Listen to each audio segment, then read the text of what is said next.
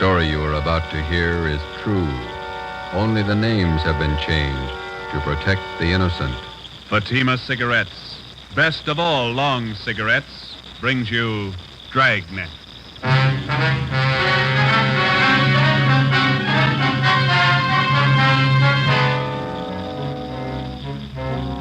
You're a detective sergeant. You're assigned to Juvenile Bureau. A potential killer roams the halls of one of the high schools in your city. Girl students have been brutally slashed by the criminal. Your job, stop him. If you want a long cigarette, smoke the best of all long cigarettes. Smoke extra mild Fatima.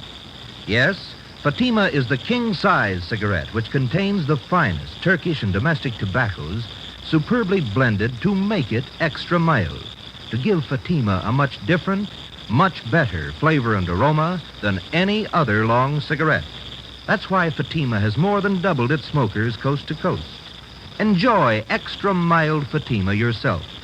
Best of all long cigarettes. It's wise to smoke extra mild Fatima. It's wise to smoke extra mild Fatima.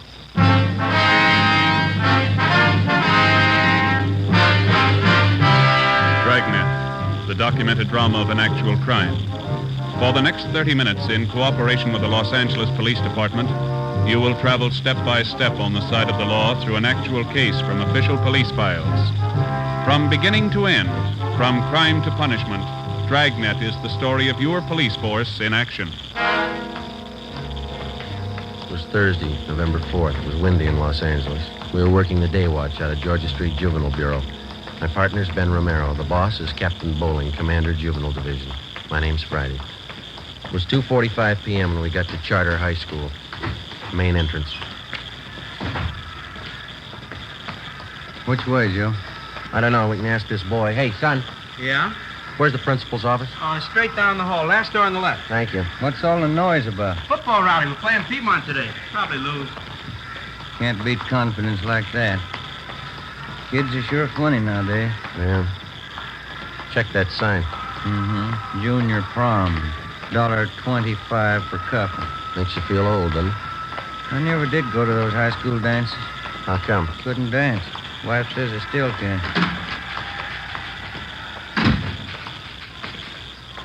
Yes, sir? Like to see Mr. Chase? Could I have your names, please? Romero and Friday. Oh, yes, he's expecting you. You can go right in. That door there. Thank you, miss.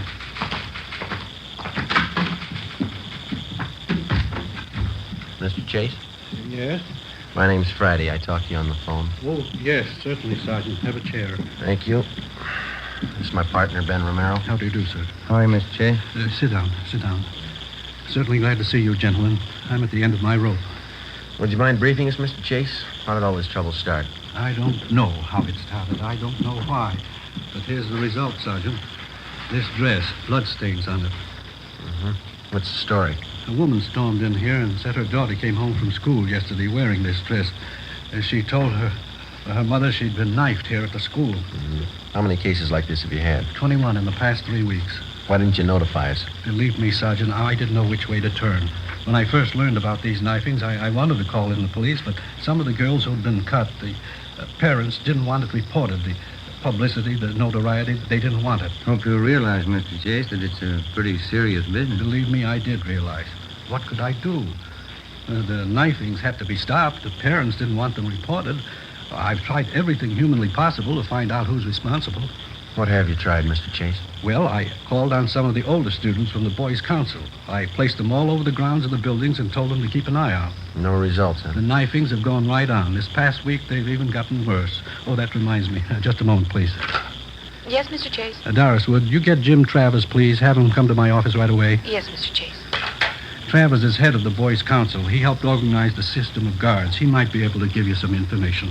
You said a minute ago that the situation has been worse this past week. You mean the knifings have gotten more frequent? More frequent and more serious. One girl was cut very badly this morning. She had to be sent home. Are most of these girls cut in pretty much the same manner? The school nurse treated some of them. She says it looked to her as though the girls had been slashed with a very sharp knife, probably a razor. Is there any definite time pattern to these knifings? All of them happened between periods when the students changed classes. The corridors are pretty well crowded, and That's why it's so difficult to pin it down to any one person. I see. How about the victims themselves, Mr. Chase? Is there any set pattern there? That's what has me frightened. How do you mean? Most of the victims are rather pretty girls. Whoever's doing this seems to have a preference for them. It's frightening when you think of what kind of mind the person must have. It's a little more than frightening, Mr. Chase. Huh? The person with a knife must be a mental case, probably a dangerous one. I don't think he's going to be satisfied with just knifing the girls. Killing? Possible if we let it go much longer. You wanted to see me, Mr. Chase? Come in, Jim. I would have come sooner. I was tied up with a rally committee. Jim, this is Sergeant Friday and Sergeant Romero, police officers. Right, Jim. Hi, They're here Sergeant. to investigate the knifings. I thought maybe you'd be able to help out with some information. Well, I still have the fellows on the council watching the corridors. We haven't seen anything yet. Well, do you have any time after the rally, Jim? We'd like to have you show us around. Okay, Sergeant. Is the school nurse still in her office? I'd like to talk to her, too. I think so. Jim, when does Miss Wesley go home? 3:30 on Thursday, Mr. Chase. I'll tell her to stay on a few minutes. That's fine. We'll meet you outside the office here, huh? Okay, I'll see you later then. Right. The school out for the day? Yes, it is. Guess we'll have to wait till morning to interview the victims. The first class is at 8 o'clock. I'll have the girls assemble in the classroom next to my office. All right, Mr. Chase. Thank you. I'll be right back, Doris. See you gentlemen out. Looks like the rally's just breaking up, huh? 3 o'clock now. The game's at 3:30. The kids certainly jam up the corridor. Come on, come on. Let us through here. Let us through, please. All right. The rest of you go about your business. Go on now. What's the matter, young lady? What's the trouble? Patty Larson, she's fainted. What's the matter with her? Look at her dress. It's covered with blood. An ambulance was called, and the injured girl was taken to Georgia Street Receiving Hospital, where she was treated for a cut on her right forearm and a deep slash across her hips. She was not in serious condition. It was the doctor's opinion that the wounds had been inflicted either by a very sharp knife or more probably a razor. A detail of plainclothesmen were dispatched to Charter High School to keep the grounds and quarters under strict surveillance until further notice. At 7:30 the next morning, policewoman Lorraine Jensen, Ben and I met at the high school with Principal Chase and Jim Travers, the head of the boys' council. By 9 a.m., all of the 21 knifing victims were assembled in one of the empty classrooms. Policewoman Jensen outlined our plan of questioning. May I have your attention, please? This isn't going to take very long, girls, but I will have to ask you to cooperate with us. Try to remember every detail of the time and the place that the knifings occurred. Do you all have a report form to write out? Yeah, they're all set. We'd like to have you write 3 things. First, exactly where you were when you were injured. After that, write the date and the time. Make that just as close as you can remember. I don't remember. Do you not know what you were? At the bottom of the page, write the name of the person you suspect might have cut you. Your answer will be kept confidential. Please don't compare notes with the girl next to you. We want your version, not your neighbor's. Sergeant, Yep, Driver? 5-minute warning bell. Yeah, okay. All right, Yeah, Joe. there's a recess coming up. We want to check the quarters. Can you make out alone for a little while? Sure, you two go ahead. You can check the slips when you get back. Right, let's go, Ben. Yeah.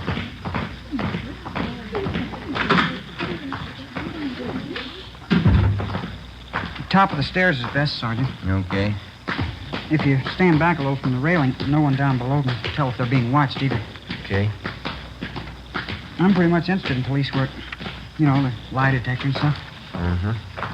Will you keep on going here? One more flight. All right. I wrote a paper once on the lie detector for our physiology class. The teacher liked it. That's so. Yeah. I've been reading how they take fingerprints, cloth imprints, and all that. Pretty interesting. Here we are. We can keep an eye on the whole corridor from here. Okay. What detail do you officers work out of? Georgia Street Juvenile. You know Lee Jones or Ray Pinker? Oh, yeah. I've read a lot about the crime lab. Why don't you come downtown some afternoon? We'll show you around. That'd be swell. Okay. Must be interesting, meeting all kinds of people, watching how they behave, you know. Yeah, it's interesting. During the recess, while the students moved from classroom to classroom, we kept the main quarter under close surveillance. The other men from Juvenile Bureau covered the rest of the quarters. We kept an eye on the main quarter during the third recess between periods at 11 a.m. Again, no results. At 11:30, Travers went to check with the members of the boys' council to set up the noontime watch. Ben and I went back to the classroom on the main floor to check with policewoman Jensen. We helped her tally the results of the questioning of the girl victims that morning. Let's see, 17, 18, 19. Well, that takes care of the lot. Let's see. There it is. Now what's it mean? Well, 12 say they were knifed on the main corridor, 3 knifed outside the building, 4 on the stairway, 2 in a classroom. The times they list. Doesn't look like there's any pattern there. How about the suspects that they wrote down? That's even got me beat. We've got more of them than we have victims. Here. There's 4 pages of names. Some of the girls wrote down as many as 5 suspects. That's going to help a lot. How many altogether? Let's see. 34. Oh, hi, Mr. Chase. Did you find out anything? Well, it didn't turn out too well. Nothing definite. Terrible morning. Parents calling up, newspapers. I don't know. Certainly out of my hands. Are there any assemblies scheduled for this afternoon? Yes, after the 5th period. Why? Well, I think maybe you better cancel it. Seems like every time the kids are crowded together, we just ask for trouble. All right, I'll have it canceled. Fine. Something else, Mr. Chase. Yes? The girls that we had in this room this morning, the victims, we'd like to have every one of them brought back here after the next class, can we? All right, Sergeant. I'll have excuse slips sent to each one. Thank you, sir. Gives you the chills. Those kids getting cut up in broad daylight. Whoever it is, the guy's got a stomach for it. How do you know it's a guy? It's as good a guess as any. How about the school employees, the janitors, and the rest of them? Checked them all out this morning. When we get the girls back here, we'll go through the same routine. And one thing we missed the last time we talked to them. Yeah? We asked them to pick suspects. We might have more luck if we have a bigger choice. Well, how do you mean? Well, instead of asking them to pick out somebody, we'll tell them to list the names of every person who was around them or near them when they were cut. It might work if we can spot a couple of repeats on the list. Sergeant, they want you downstairs. Hurry. Come on, Ben. What's the matter? It's terrible, terrible. I found her. You found who? Betty Price. Where? Downstairs, unconscious. I'm afraid. What do you mean you're afraid? I'm not sure she's alive. We located the unconscious girl in a corner of the basement near the rear entrance to the girls' locker room. She'd been cut severely about the face and arms. At Georgia Street Receiving Hospital, she was given an immediate blood transfusion. In addition to her wounds, she was also treated for shock. We questioned the victim. She stated that she did not see the person who attacked her. Later that afternoon, she was removed to her own home upon the advice of her family physician. 1:35 p.m. Ben and I got back to the high school and checked in with policewoman Lorraine Jensen.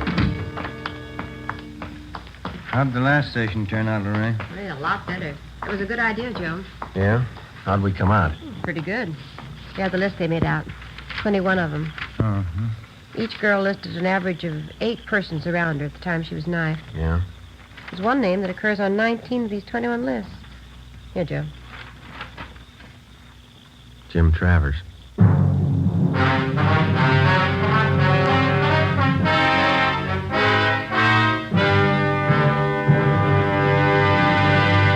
You are listening to Dragnet, the case history of a police investigation presented in the public interest by Fatima Cigarettes.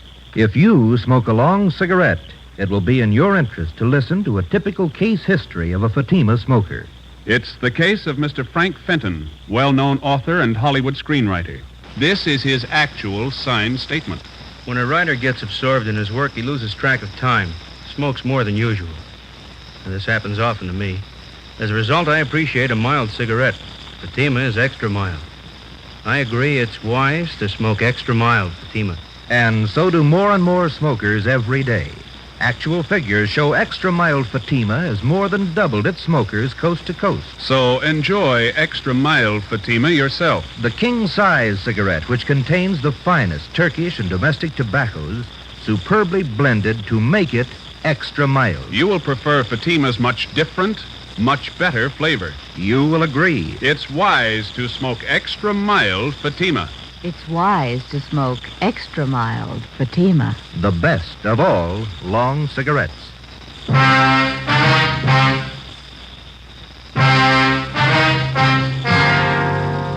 Friday, November 5th, 1:45 p.m. Ben and I started checking on Jim Travers. In the registrar's files, he was listed as James Kirkland Travers, 17 years old. He was a well-known, popular student. He was a fine athlete. He was from a well-to-do family. His father was the head of an engineering firm. His mother was from one of the oldest families in the city. During his 3.5 years at Charter High, Jim Travers had maintained close to an A average in his studies.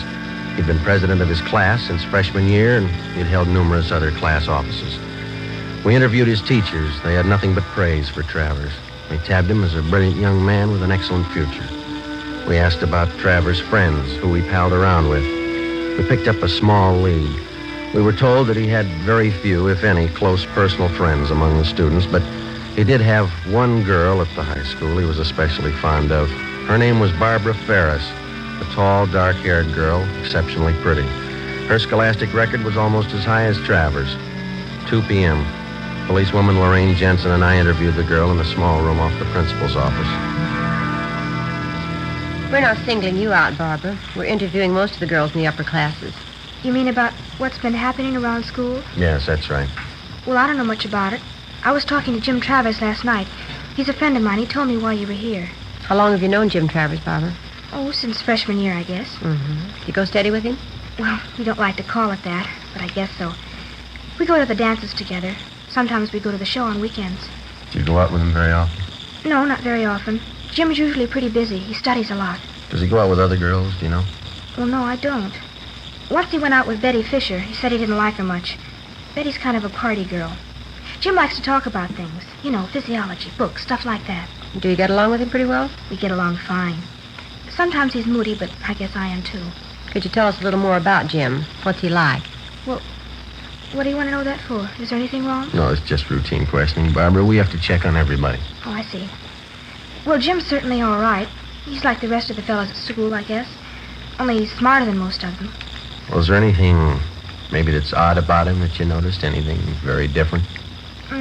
No, not that I've noticed. He's always been pretty bashful, up until this last year anyway. He's still that way sometimes when we go out on dates. How do you mean? How is he bashful? You know, about girls and things. He's always nice, though. He's not always thinking about necking and stuff like most of them. You mean he's not the romantic type? Well, he can be romantic when he wants to. Once we parked outside my house after a dance. He's always nice. It was just this one time. What was that? Well, he kissed me, and then he twisted my arm behind my back. He kept twisting it for no reason. Yeah? I told him it hurt me, but he wouldn't let go. He kept twisting my arm. What'd he say? That's what was so funny. He said, "I like you better than any girl I know." Yeah? Then he said, "That's why I'm hurting you." After talking with Barbara Ferris, we had a pretty good idea that Jim Travers was the suspect we wanted. But because of his fine background and his record, we realized that we'd have to prove beyond any question of a doubt that he was the guilty person. We had only one thing to go on besides the information Barbara Ferris had given us. During the morning recesses, when Travers was with Ben and I was watching the corridors, not one knifing took place. When we had left Travers and gone downstairs to check with policewoman Jensen, a girl had been found slugged and cut at the rear of the girls' locker room. 2:30 p.m., Ben and I met with the suspect. How's it going, Sergeant? Any luck? Not much, Jim. What's that, another rally? No, a band practice. Junior prom's tonight, isn't it? Yeah. You talked to the girl who was knifed downstairs, huh? Find out anything? No, not much. You want to stick with us this afternoon? I think you might be able to help us out. Sure. I've got the fellows on the council standing by if you want them. Fine. Let's go outside, huh? Got something to tell you. Sure, okay. We can go out this way.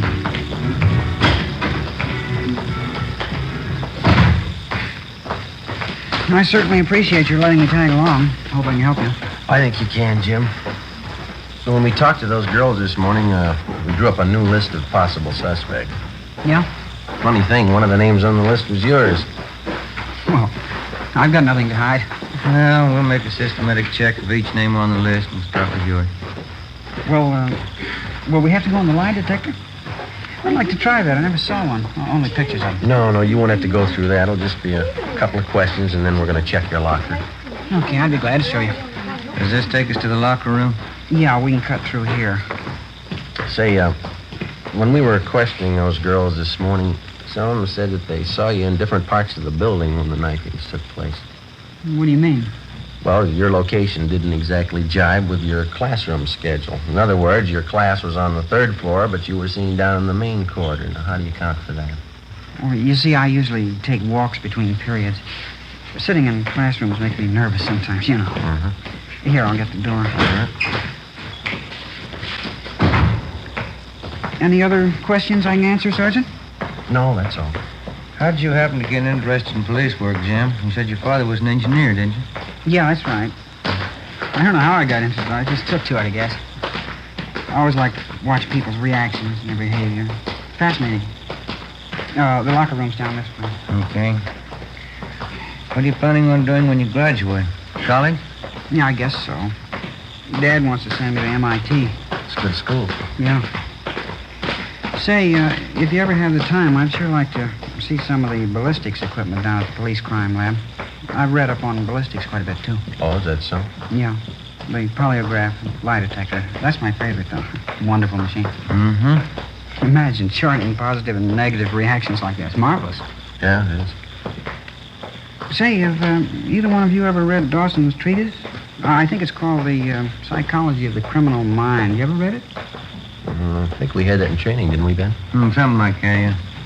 How about Criminal Behavior and Its Basis, Maxwell's book? Did you ever read that one? No, I don't think I did. It's a great book. I got quite a few textbooks on crime. There's one on sex crimes I just got. It's very good. Mm-hmm. This the locker room? Yeah, I almost went past it. My lock is down this way. How do you shave, Jim? You use an electric razor or a safety razor? Me? Electric razor. They're the best. Yeah, they're a lot easier to use. Here it is. I'll open it for you. All right. Ben, you got those envelopes? Oh, yeah. Yeah, they are. Okay, would you step aside there, Jim? Yeah, sure. All right, we'll get some dust scrapings from the shelf here. All right, there you are, Ben. You want to mark it? Yeah. Jim Travers, dust scrapings from locker. All right. Let's see here. Here's some more scrapings from the bottom of the locker this time, huh? Okay, I'll seal these envelopes. Oh, here's a nail file. Okay, Jim. Now, will you hold out your right hand? Oh, yeah, okay. Hold an envelope under his hand, will you, Ben? Catch the nail scrapings? Yep, here we are. Say, what's all this for, Sergeant? Oh, it's just routine with everybody, Jim. Just gonna take some sample specimens to run through the spectrograph. The spectrograph? Mm-hmm. Now, let me scrape that middle fingernail a little. Oh, okay. That's it. Now the index finger. What about the spectrograph? We use it all the time. Well, it won't work in a case like this, will it? All right, that's all for the right hand, Ben. Don't forget to mark the envelope. Yep. Let's see, Jim Travers, scrapings from fingernails of right hand. There we go. All right, now the left hand, Jim. Yeah. No, we don't know if this is going to work or not. It's worth a try. We'll know this afternoon. This afternoon? Yeah. We'll have to run you through on the machine. Hold the envelope a little closer, Ben. Oh, yeah. Well, how's it going to help you? It might tell us what you had for breakfast a week ago. It might tell us what kind of clothes you wore 3 days ago. The kind of objects you came in contact with. Oh. Well, what kind of principle does it operate on? Oh, I don't know. We can ask Lee Jones. Here, let me get the scrapings from your thumb. All right, there it is. Now seal it and mark it, Ben. Huh? You want to call the office and tell them we're on our way in? Yeah, I'll be in that room right next to the principal's office. Okay. You can close your locker, Jim. That's all. Yeah, all right. We'll check the things in your pockets when we get to the crime lab. Let's go. That spectrograph must be a marvelous machine. Well, it's worked for us a lot of times. We've got evidence on a suspect that either convicts him or it clears him. You'll probably get a kick out of it. I'd like to see it. You say it tells you everything a person's come in contact with, huh? Yeah, that's right. Could it tell you how I shave? Well, how do you mean? I mean, with an electric razor or a safety razor. Oh, yeah, sure. That's one of the primary things. I don't know exactly how it works, but it does the job. We'll get Lee Jones to explain it to us. Out this door. We can cut across the courtyard. Oh, these are sure nice grounds. Will they keep me long downtown, Sergeant? What do you think, Jim? You know, the strange part about these knifings out here. What's that? Whoever's responsible probably doesn't even realize what he's doing. Yeah. Mentally, he's sick. He's very sick. Best thing for him would be a doctor. Mm-hmm. Just like any other sickness, it's not going to get better by itself. Yeah.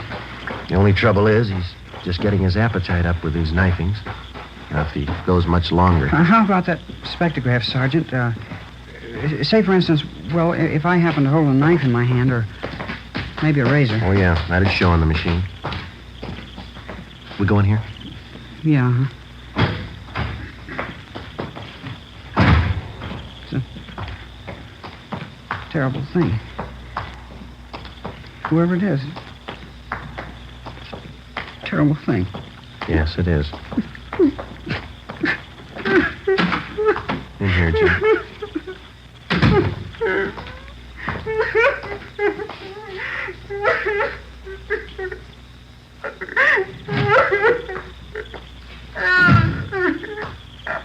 Joe, how's it going? I think he's ready to tell us. Hope so. I expect the graph won't. All right, son, you want to tell us about it now? I couldn't help myself. I had to do what I had to. I couldn't sleep. I couldn't study unless I did it. I couldn't help myself. You're responsible for all the knifings, are you?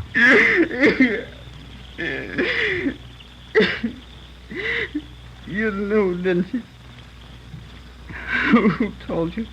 You told us, Jim. I'm glad you caught me. It was getting worse. Might have been too late. I'm glad you caught me. Why? Barbara. After the prom tonight, Yeah. I was going to kill her.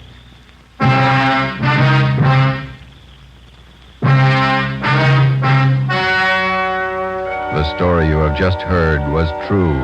Only the names were changed to protect the innocent. On December 15th, the hearing was held in Juvenile Court, Department 38, City and County of Los Angeles, State of California. In a moment, the results of that trial. It's amazing how many long cigarette smokers are changing to extra mild Fatima. Here is the actual report. From coast to coast, Extra Mild Fatima has more than doubled its smokers. Yes, more and more smokers every day are discovering that Fatima is the king-size cigarette that is extra mild. Extra mild because it contains the finest Turkish and domestic tobaccos superbly blended to make it extra mild, to give it a much different, much better flavor and aroma. Enjoy extra mild Fatima yourself.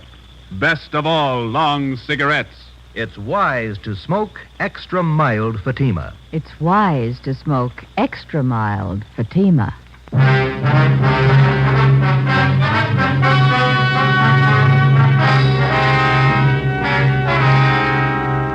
17-year-old James Travers was examined by court psychiatrists who found him to be one of the most dangerous mental cases they had ever examined.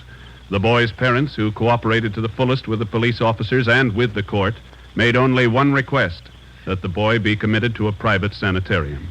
James Travers is now under confinement at that sanitarium for an indefinite period of time.